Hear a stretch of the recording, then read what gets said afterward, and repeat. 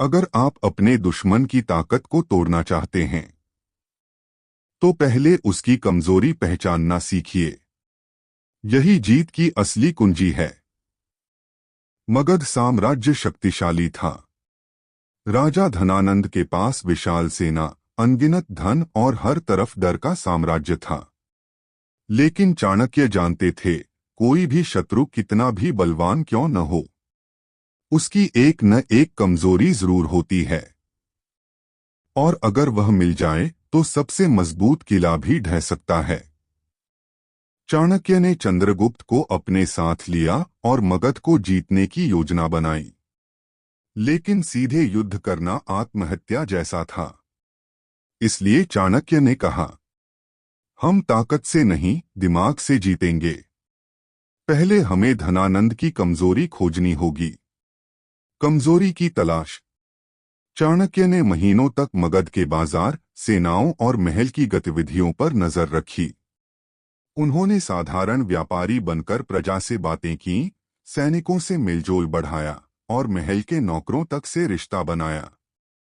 धीरे धीरे उन्हें एक सच पता चला। धनानंद को अत्यधिक अहंकार था और वह अपने दरबार में झूठी तारीफ सुनना पसंद करता था। लेकिन सबसे बड़ी कमजोरी थी उसकी सेना में अनुशासन की कमी। सैनिकों को पर्याप्त वेतन और सम्मान नहीं मिलता था और वे गुप्त रूप से राजा से नाराज थे। रणनीति। चाणक्य ने योजना बनाई, राजा के अहंकार को बढ़ाकर उसकी लापरवाही को चरम पर पहुंचाना और सैनिकों की नफरत को भड़काना। उन्होंने अफवाहें फैलवाई कि पड़ोसी राज्यों से कोई खतरा नहीं है, जिससे राजा का सतर्क रहना कम हो गया। साथ ही गुप्त रूप से सैनिकों को यह भरोसा दिलाया कि एक नया और न्यायप्रिय शासक आएगा जो उन्हें सम्मान देगा। वह था चंद्रगुप्त। युद्ध का दिन। जब समय आया, मगध की सेना बिखरी हुई थी।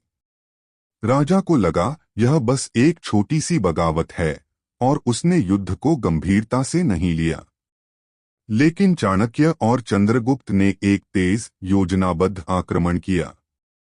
राजा की सेना, जो पहले से नाराज और असंतुष्ट थी, जल्दी ही टूट गई। परिणाम और सीख। मगध का साम्राज्य चंद्रगुप्त के हाथों में आया।